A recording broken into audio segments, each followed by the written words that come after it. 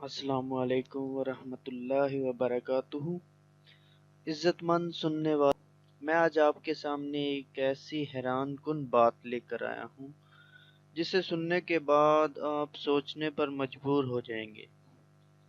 دوستو، یہ بات کسی ایک شخص یا کسی چند لوگوں کی ذاتی بات نہیں ہے۔ ایز اے مسلمان یا اہل کتاب ہونے کے ناطے ہمارے ایمان کو جھنجھوڑنے والی بات ہے، جس کا اطلاق ہم سب لوگوں پر لاگو ہے۔ تو آئیے چلتے ہیں اس بات کی طرف جس کا موضوع سامنے سکرین پر نظر آ رہا ہے کہ کیا اللہ کے سوا کوئی اور مشکل حل کرنے پر قادر ہے؟ ایک سوال کی 10 شکلیں ہیں۔ اکثر مذہبی حلقوں میں یہ سوال کہ آیا اللہ کے سوا غیر اللہ مشکل حل کر سکتا ہے یا صرف اللہ ہی اس پر قادر ہے، بڑے زور و شور سے اچھالا جاتا ہے، مگر فریقین میں سے کوئی بھی قائل نہیں ہو پاتا۔ ایک ذی شعور انسان کے ذہن میں یہ سوال ابھرتا ہے تو وہ اس سوال کو مختلف پہلوؤں سے جانچتا اور پرکھتا ہے کہ کس طرح اللہ کے سوا اور کوئی ہستی مشکل کشائی کر سکتی ہے۔ اس سوال کی 10 مختلف شکلیں ہیں،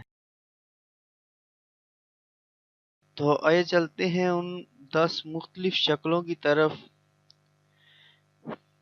ایک شخص کو کسی مشکل کا سامنا ہے، وہ چاہتا ہے کہ میری مشکل دور ہو، وہ اللہ کے سوا کسی دوسری ہستی کو پکارنا چاہتا ہے جو اس کی مشکل دور کر دے۔ اب اگر اللہ کے سوا کوئی اور ہستی مشکل حل کر سکتی ہے تو بتائیے کہ سائل اور مشکل کشا کے درمیان ہزاروں میل کی دوری پر وہ زندگی میں یا زندگی کے بعد قبر میں آواز سن سکتا ہے؟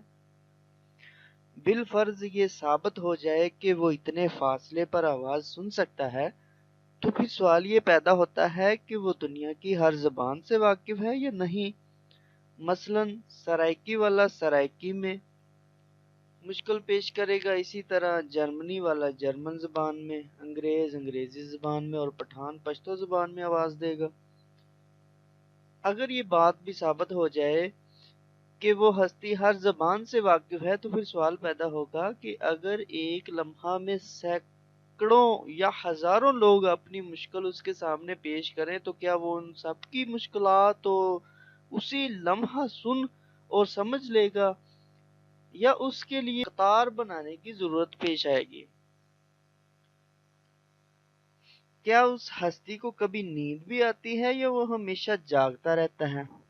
اگر کبھی نیند آتی ہے تو پھر ہمارے پاس ایک لسٹ ہونی چاہیے کب اس کو نیند آتی ہے اور کب وہ جاگ رہا ہوتا ہے، تاکہ ہم اپنی مشکل صرف اس وقت پیش کریں جب وہ سو نہ رہا ہو یا وہ نیند میں بھی سنتا ہو۔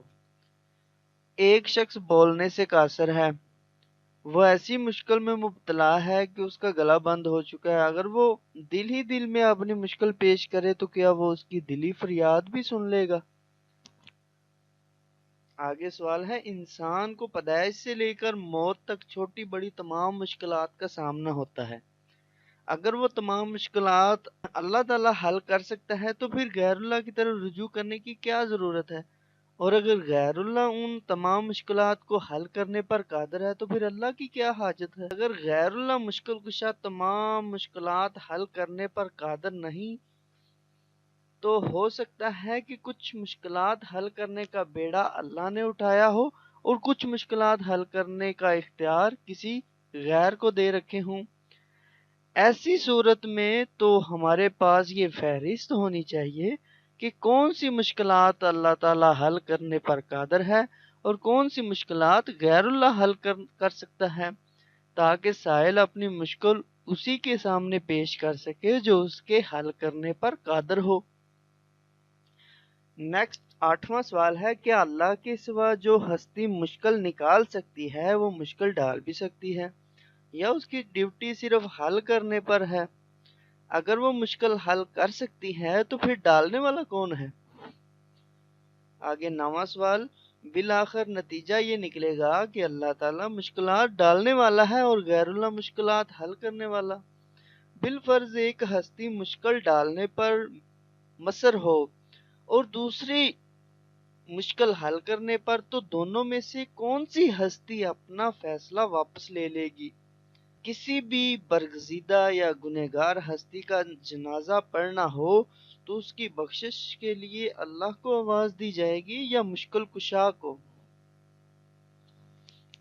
بہرحال یہ 10 سوالات تھے جو میں نے آپ کے سامنے پیش کیے۔ تو ان سوالوں کو مزید ایک دفعہ پھر سنیے گا اور نظر ثانی کرتے ہوئے اصل مقصد اور موضوع کو سمجھنے کی کوشش کریے گا۔ اللہ تعالی ہم سب کا حامی و ناصر ہو، آمین۔